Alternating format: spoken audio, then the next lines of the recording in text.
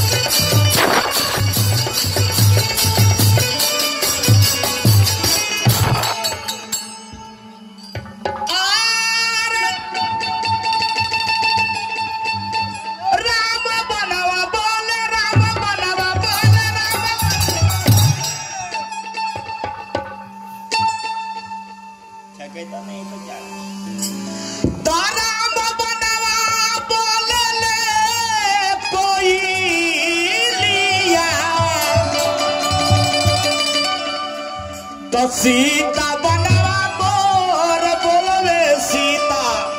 बनवा मोर बोलवे हो कि माई हो राधा बनवा बोले सहारे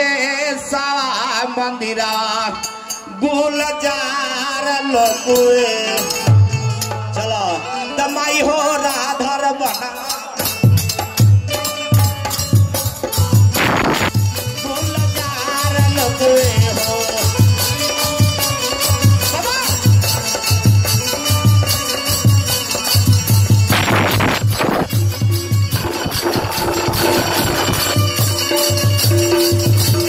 भाई हो रात बनावा बोले सहारे